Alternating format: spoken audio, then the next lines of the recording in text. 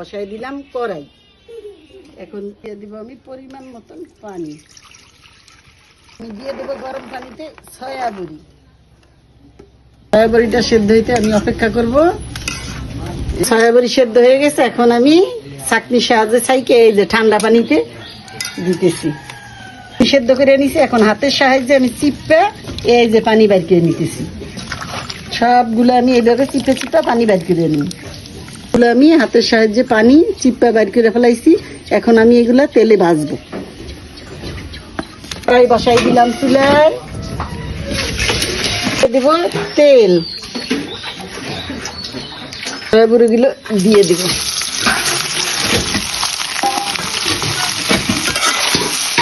ভাজা হয়ে গেছে, এখন আমি এই যে উঠাই নিলাম।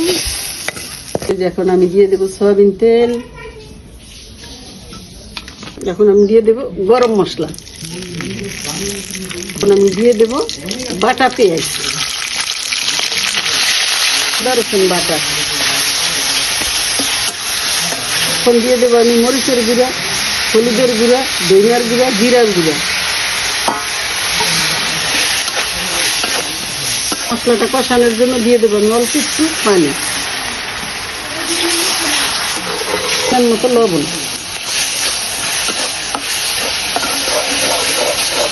এর জন্য আরো একটু পানি আমি দিয়ে দেবো।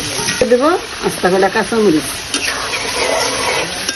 দিয়ে দেবো এক মুঠা সয়া সস, একটু লেবুর রস, তো আমি একটু ঘি, 1 চামচ ঘি, দিয়ে রাখা মুরগির গোশ ভরে দিলাম। তোর মতন কষাইয়ে দিব যাতে মশলাটা ঢুকে আর মশলার গন্ধটাও যাতে না থাকে। আজকে সয়াবড়ি রান্না করতেছি আর আমার বাবার কথা আমি ভাবতেছি যে আমার বাবা যখন আসতো খুব পছন্দ করতো আমার হাতের রান্না। আজকে উনি বাইসা নাই, কিন্তু রান্না তো করতেছি বাচ্চাদের জন্য, মনে পড়ে খুব খারাপ লাগে। এখন আমি জল দিয়ে দেব, এই যে পরিমাণ মতন জল দিয়ে দেব। সয়াবড়িতে বেশি জল ভাল লাগে না, এটা আঠা পিঠা হইলে খাইতেও মজা, দেখতেও সুন্দর হয়।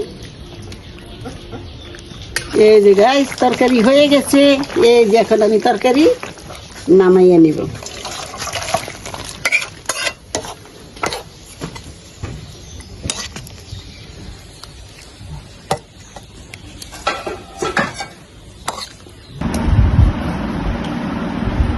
যে তরকারিটা তো হয়ে গেছে, দেখাইছি, এই যে বাড়লাম। এখন আমি আপনাদের খেয়ে দেখাবো।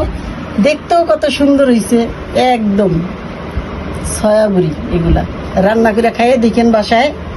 এই যে আমি খাই আপনাদের দেখাইতেছি যে কেমন হয়েছে।